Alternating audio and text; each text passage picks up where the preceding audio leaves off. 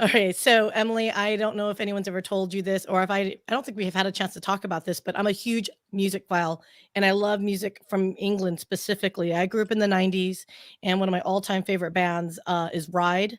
And Oh wow. Radiohead obviously, but like Ride is like one of my all-time favorite bands. And it was just so funny because, I'm like a groupie, like, I've, like, gone on Twitter and I'm like, "Hey, Mark. Hey, Andy. Like, let's be friends." And, of course, they don't know. They're none the wiser, so they'll, accept my connection. And, um, is it am That's awesome. is I mean, so, like, the whole shoegaze, like, music scene is my jam and stuff, but, like, is it still popular, the whole shoegaze music scene? Is that something that's even relevant in England today, or am I just, like, an old school, So like, groupie? I'm totally stuck in the 90s as well, so it's fine. But like, I never really quite got the shoegazing thing. At that exact time, I was totally looking towards Seattle and, all the bands coming out of there. So, I think but it's sometimes Radiohead, a love Radiohead. I mean, anyone who doesn't love Radiohead, it's almost like if you don't like Pets, I cannot be friends with you. Like, if you don't like Radiohead, I'm Totally. telling you this right now, everyone listening. I'm kidding. So, Yeah. well, speaking of listening to music and whatnot, are you ready for the mic is listening, Emily? Go on then. Let's do this. The mic is listening. The mic is listening. The mic is listening. The mic is The listening. mic is The listening. mic The mic is is The listening. mic is listening. The mic is listening. The mic is listening. The mic is listening. The mic The mic is listening. The mic is listening. The mic is listening.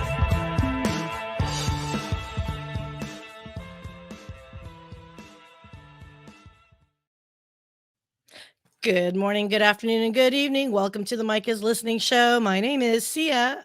I don't know why I keep saying my name is Syya. I think I'm the only Syya on LinkedIn that tries to do anything fun like this. But good morning, guys, and welcome back. I am hella excited for today's episode because it's something that has been really bugging me for the last few odd, I don't know, years or so. And there's been an on-running joke that my boyfriend used to tell me, which was like, "Hey, I'm going to hang out with you until your mid 40s.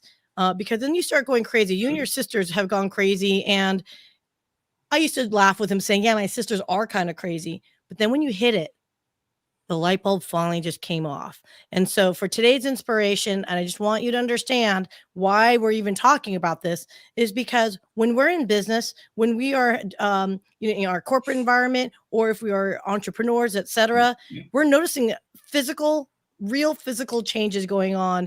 And for those that are going through it, or for those that are participating in the orbit, if you will, of like, life partners or business and colleagues, we're going to be talking about perimenopause in business. So, on that note, before we get started, and we're going to welcome our guest, Emily Barclay, I want to talk about something real quick here, which is AM, PM. I've seen so many LinkedIn posts from folks saying, "Hey, you should get up at 4:30 in the morning and you should plan your schedule and you should be able to do XYZ and be amazing and it'll get your day done and you'll be far more productive." For those that can get up at 4:30 in the morning, more power to you. But I just want to stand up in defense of the PM people. Look, I cannot for the life of me get up at 4:30 AM. If you wake me up at 4:30 AM, unless it's for vacation, I'm going to be not the nicest person. It's just the way my body has worked all my life. I have tried to do the early morning thing and it just hasn't worked for me. And I felt lesser then. I felt like, "Hey, am I lazy?"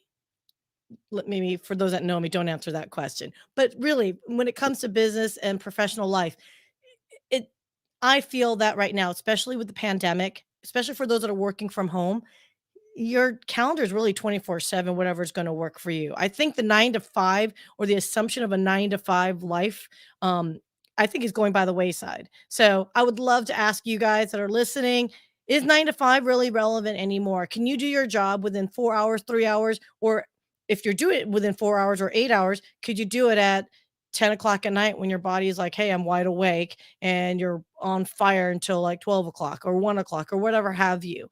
I'm really intrigued to see and hear those that are pundits of waking up in the morning, how and why it works for you. But I'd love to hear from the night owls to say, hey, what works for you? Because I truly believe that body chemistry is not equal and all and equitable for everyone across the board.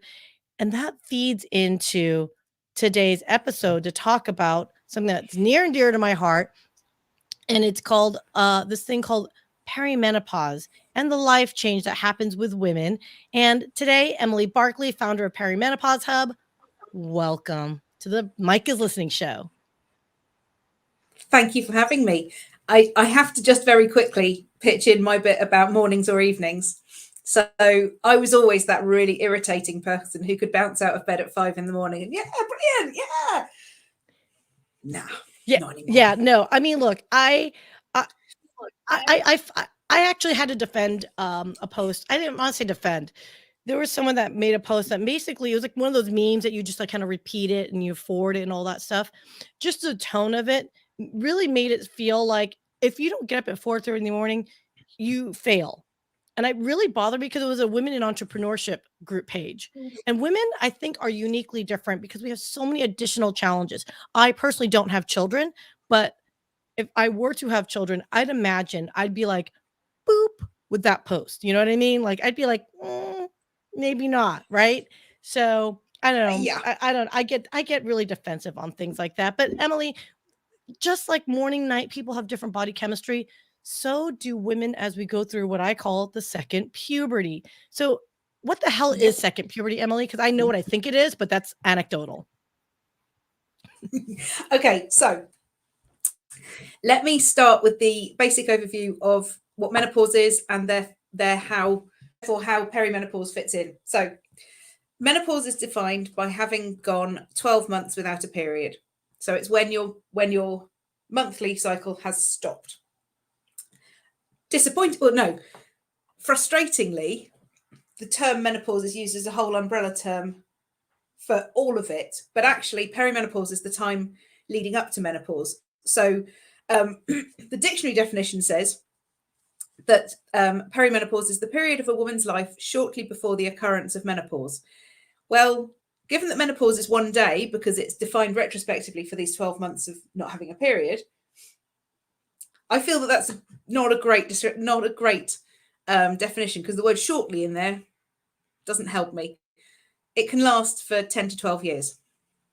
Ugh. And just like puberty, exactly like in puberty lasts for however long it lasts. But we only start our periods once on one day. And the same happens with perimenopause and menopause. Ugh. Okay, so can I just tell you, I would be thrilled to not have a cycle again. I'm tired of it. Me too. It doesn't suit me, but I'm not going to lie to you. When you start skipping it, and hey, everyone listening, this is going to get a little intimate, but not gross. I'll just be clear. But when I skipped a few, I felt a sense of loss. I was surprised that I was like, oh, wait a minute, this is real. Like I made a conscious decision not to have children. Okay. But I think it was a weird moment of like, I'm thrilled, I'm excited, yay, no more having to deal with, annoyances. But is that normal for women to go through that, like what's going on in my lesser of a woman? Is it maybe lesser There of a does seem to woman? be a lot of that. I see. Is it grief? I do see a lot of that in my Facebook group of this idea of grief. Now, personally, like you, I've chosen never to have children. And frankly, I can't wait for that just to be totally off the radar. But maybe that's just me. But no, certainly for women who have got children and maybe know that they don't want any more, but then suddenly this idea that they can't, I think brings on a huge amount of mourning what could have been, or not. It's not quite mourning, it's not quite grief, but it's definitely an awareness that phase of your life is kind of done. Yeah. And that's quite big to deal with, really. I mean, I guess if you think about it, it's been your friend, and I say that in quotation mark, for decades. Right? Yeah. And it's almost like, oh my gosh, my friend is, I guess you do go through a sense of loss or mourning, I guess, in a way that, again, it's almost like that annoying family member that keeps coming back every holiday, but you got to love them, but they annoy you. Yeah. Yeah, no, I didn't even think But about also, that. I think also because like in society, there is a value put on women by virtue of the fact that we can have children. When we reach the point that we can't any longer, I think in a societal thing, there's sort of this idea that maybe we start to disappear. I mean, frankly, I'm intending not to disappear. I don't know if my hair gives a hint of that at all. But I have no intention of disappearing. But I hear this a lot from the ladies in my group and things, who they really genuinely feel like they're just sort of starting to disappear. Yeah, no, absolutely. So let's talk about the Perimenopause Hub, because Yes. I've discovered you, Emily, very, very recently through Facebook. But it's not just a Facebook group page. It is actually much more than this. So let's talk about the Facebook group page real quick, and then I would like to shift it over, because I do think this is a valuable tool asset, that you've created for yourself here. So Perimenopause Hub, why did you start the group? Like, what inspired you to start? And not the why. What inspired you to start the group in Facebook of all places? I just see sort of live on Facebook, so it seemed the easy place to start the group. But I started by setting up the website, and then the website was meant to be where the website is where all the information is. And I feel like I need to sort of give a bit of an explanation, actually, because anybody watching is going to be like, what's she talking about? So I went through about 3.5 years of perimenopause symptoms and not getting listened to by the doctors and not getting answers. And I was too young, because I started at 39. And this is a very, very common story that I hear a lot. And after about 3.5 years, the doctor and I sat down, and she'd done loads of blood tests again, and everything had come back normal again. This is a really, really standard story. And we both agreed fatigue has always been the biggest and the most difficult symptom, hence my comment about no longer being a morning person. We agreed that it was one of two things. It was either chronic fatigue or it was perimenopause. Now, by this point, I had been tracking my symptoms, and I had, because I'm really sad, I had pulled all the symptoms out of my symptom tracker and I put them into Excel so that I could make graphs, so that I could see what the relationship was between them and a cycle. And it was abundantly clear that my symptoms were going with my cycle that day, that perimenopause was what was going on. So I then came home, did a bit of a Google, and I could only find support groups that were aimed very much at women in menopause. So people were in their 50s, they were talking about their grandchildren. I was like, wow, I'm only 42 at this point, and I don't belong there. That's not my life. My peer, I mean, okay, as I've said, I don't have children, but my peers are not yet anywhere near grandchildren, And also, there didn't seem to be any access to experts to help me. It just seemed to be, oh yeah, this happened. I was like, right, okay, and that's it. Well, I've been feeling awful. Yeah, I've been feeling crap for the last 3.5 years. Hang on a sec. Don't just tell me this just happens, So I thought, I wonder if I can bring together some experts from around the world who, I mean, I didn't intend to bring them from around the world. I just thought I could see if I could find a few experts who can help women through this, whether it's through nutrition, through fitness, through counseling, through HRT advice. It didn't matter what the route was. And so I sort of started bringing together a few people who I knew who work in this area, and then kind of broadened it out a bit, and suddenly had, experts all over the country. I mean, I'm speaking to somebody new in Australia tomorrow morning, as it happens.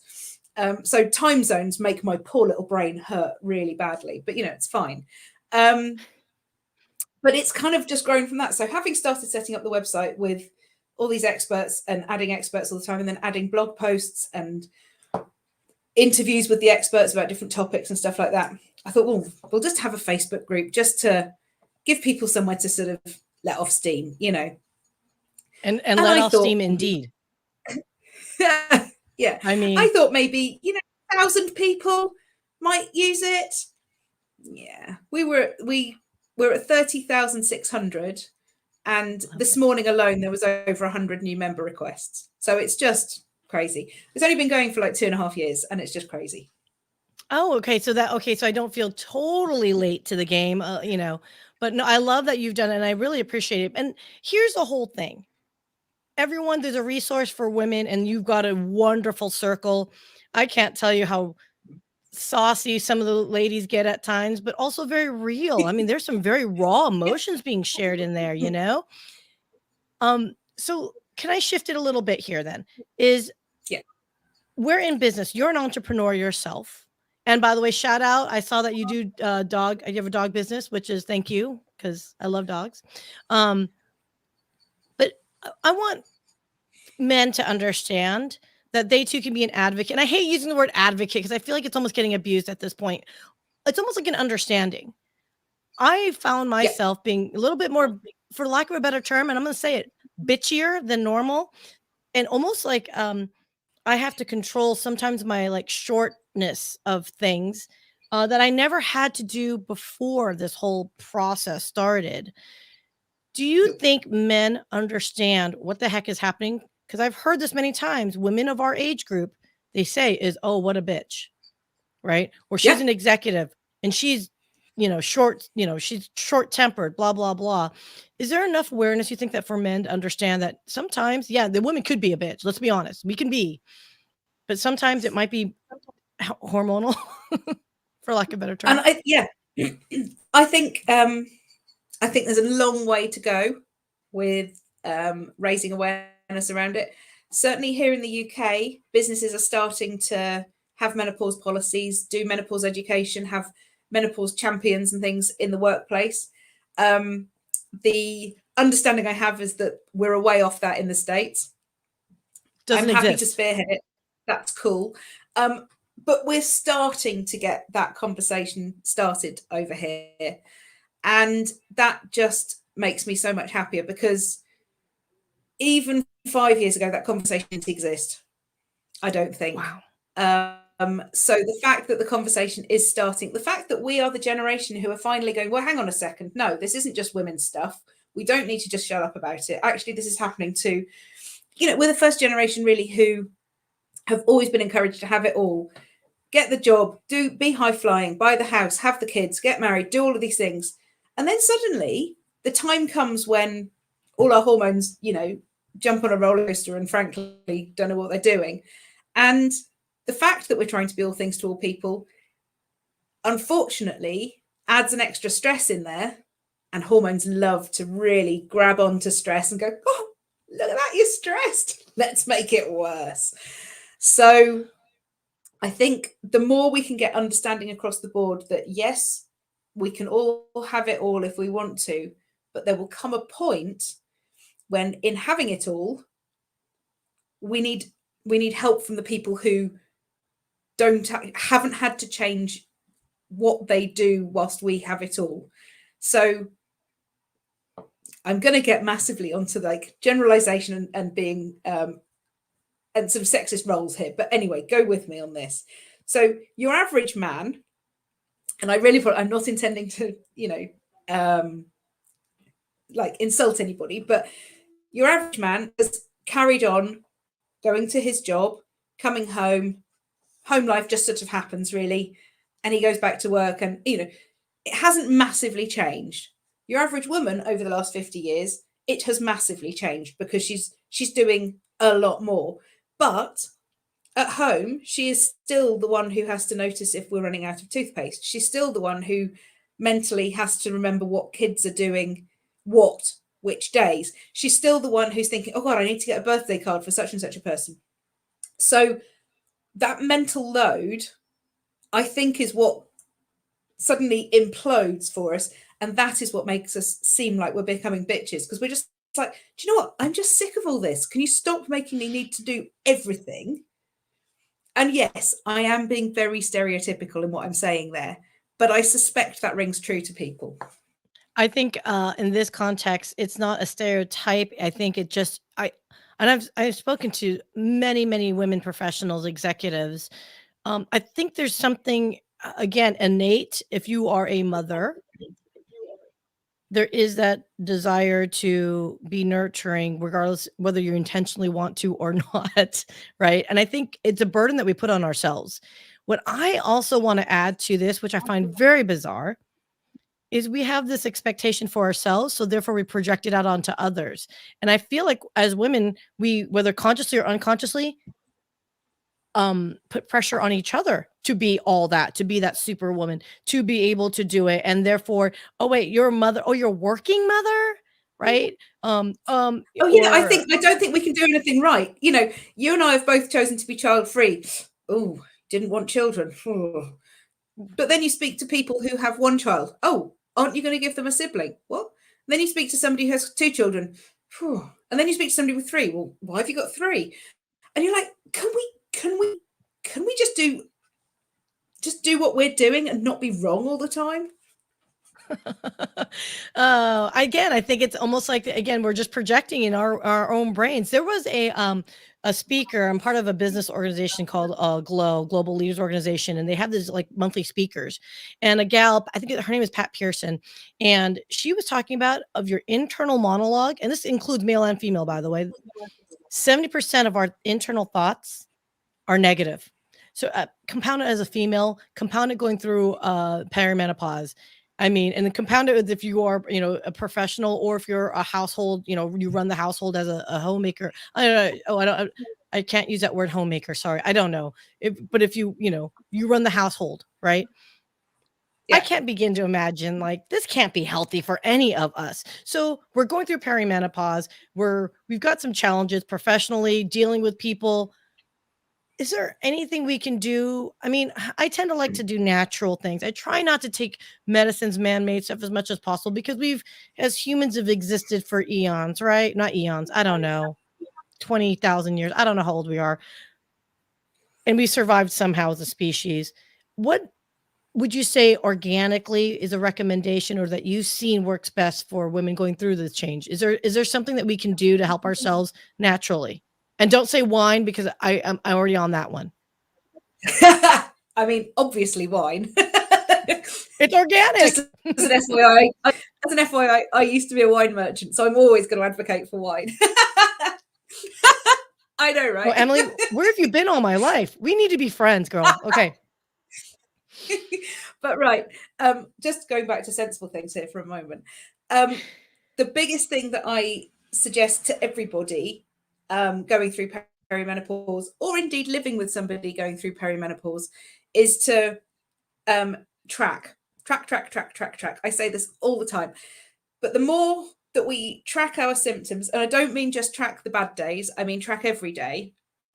And I don't mean just track your period, because a lot of people with birth control aren't having a period. I mean track everything. So it might be your mood, it might be your energy levels, it might be your fatigue, it might be how many people's heads you needed to rip off that day in your head. Obviously didn't actually go into that, I would hope. It might be how much chocolate you need to consume that day to survive. It might be how many bottles of wine that day is. It doesn't matter. I'm slightly being tongue-in-cheek here, but you get what I'm saying.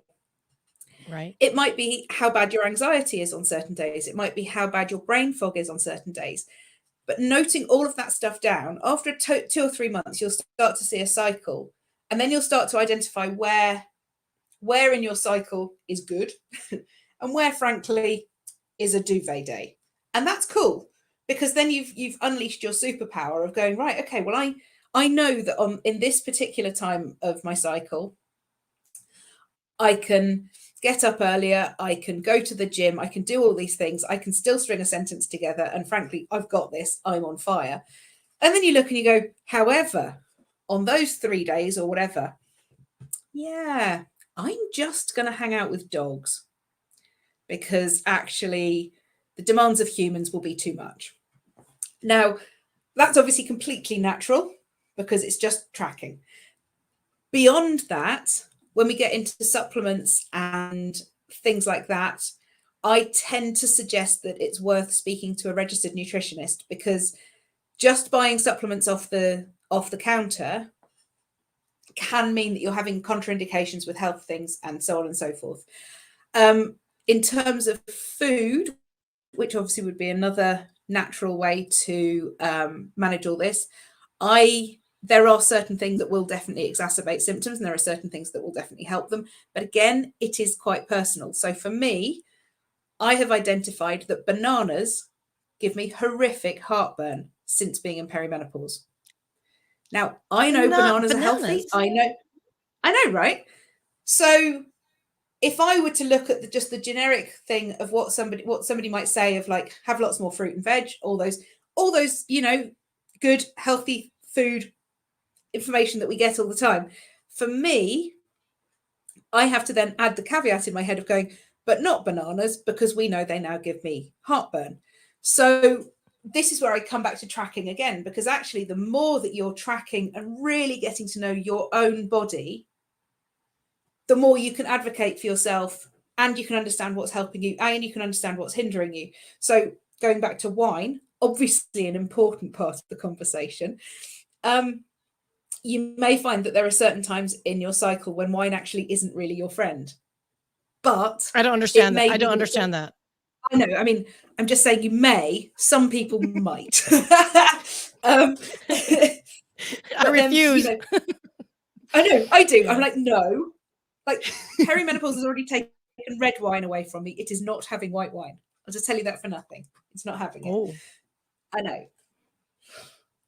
So yeah. So you are nailing something that I think we intuitively know, but you really got to have the discipline to know. So document. Yeah. And then so when you see a trend, you start seeing these trends, you can then better inform yourself up to when maybe today's the day I'm booking 5 meetings. And then there are other days when you're like, I am booking no meetings and you will not look at me today. Is that kind of the gist of what we're saying? So absolutely. So, I mean, just to give a sort of an anecdotal thing from my experience, I went through some significant rage episodes early on, and they felt as though they came from nowhere. And it was really scary. It felt like it was an out-of-body experience. And I'm like coming back into the room. My poor partner, I am just ripping him to shreds. And coming back in going, and also, and by the way, and you know the one, right? And guilty. Yeah. And it felt as though I had no control over it. It was really scary. It was really, really scary. And then after tracking for a while, I was like, oh, it always comes at that day. Oh, and it's always if I haven't eaten right. Not haven't eaten a healthy amount of whatever. But if my blood sugar gets too low on that particular day, woe betide anybody. And so now, having tracked and having really got to know myself, I know there'll be about one day every cycle when I'll go outside and let my chickens out, because yes, I'm that person. I live in rural England. I have chickens. I have dogs. I'm just so stereotypical. I'll go out and let the chickens out, and then I'll find myself swearing at them. I'm like, oh, swearing at the chicken. It's that day. Okay, we'll just eat little and often. We'll just keep away from people who annoy us, and we'll bite our tongue unless it really needs saying. And actually, for me, I've spoken to a lot of people about this, and a lot of people have agreed that same thing just puts them back in control, because suddenly you think, okay, I've spotted that it's the rage day. So already the rage can't catch me unawares. I can feel these little things triggering me. Okay, so it can't catch me unawares. So suddenly then, if you do reach the point when you're suddenly just angry, you're like, okay, well, I know I've done everything I needed to. So this situation must really be deserving of the rage. And then go for it. Oh my gosh. This is like you're arming yourself with that knowledge. And I think as in with life, awareness, right? It's data. It's literally data that you're compiling for yourself, and you in your own brain can make that artificial intelligence decision. And by the way, my background's in technology, so I'm totally relating this back. But you can make that decision to consciously conduct business or not conduct business. And for those that work with folks that are like, again, we're talking about going through this phase, whether you're female, male, whatever, but in business, I think it's that recognition of knowing, oh, Syya, Emily's having one of those days. I'm going to ask for a meeting another time. And I know it sounds like a little TMI, but it's setting those boundaries that is really helpful. And I think that's going to be all about building that rapport, relationship, and communication in business that we all need and covet. But having this little bit of tool, I think, will even help it further. So I'm trying to wrap this all back, but selfishly, if you're in sales, people like I used to be, what a great tool to know if you have a male, female client that has, those types of cycles, not even perimenopause, just in general, the human has its own natural cycles up and down. Maybe start documenting in your sales pursuit and notice. And so, Emily, I think you reminded me of something. I remember once we had a client where my boss told me explicitly, do not schedule meetings with this man at 3 p.m. in the afternoon because he often forgets to eat and he has hangry issues. And I made the mistake once. There's one time there was the only time we could meet, and I brought a Nutri-Grain bar for him. In the very beginning, he was biting my head off, and I just kind of tossed it his way.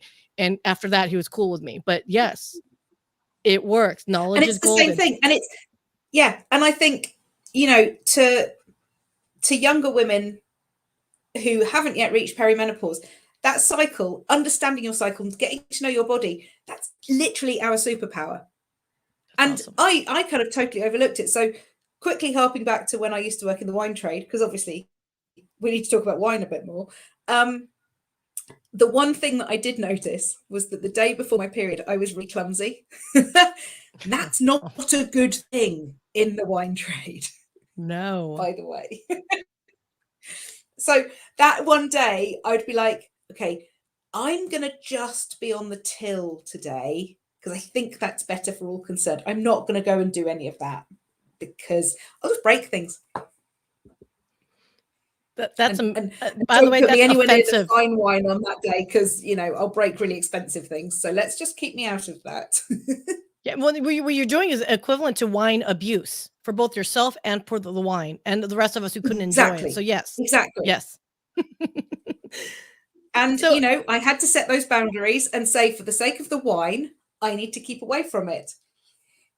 Oh my gosh, I love it. So Emily, okay, you and I could keep talking forever, and I would love to have you back. So if you ever want to come back, just let me know, and I'll slap you on it. Or it's not, I can't say slap you on. I will add you to the roster. For those that want to get to know you and understand perimenopause, or to be honest, that would love to hire you to talk about, for organizations that really need to understand this is a very real issue. How can they get a hold of you, Emily? So the website is perimenopaushub.com. That's the website for individuals going through this and who want information. The corporate side is, and I have to say it how it, so it's Menowhat. So MENOWHAAT.com.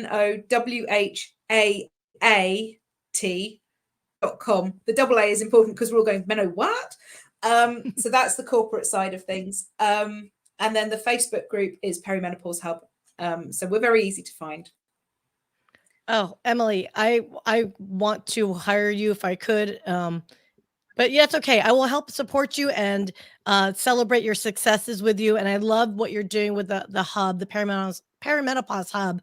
So on that note, thank you so much, Emily, for your time. I really appreciate you. And so one last note here on the Mike is Listening show.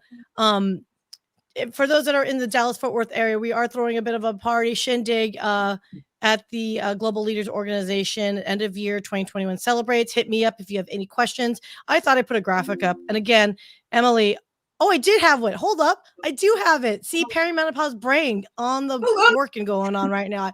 I totally thought I didn't have the graphic. Anyway, for those that are interested in joining, and this is for entrepreneurs, if you're an executive leader in the decision-making process, we are celebrating. If you want to meet like-minded entrepreneurs in the Dallas-Fort Worth area, hit me up. Love to have you. And on that final note, Emily Barclay, thank you so much. Thanks for joining the Mike is Listening.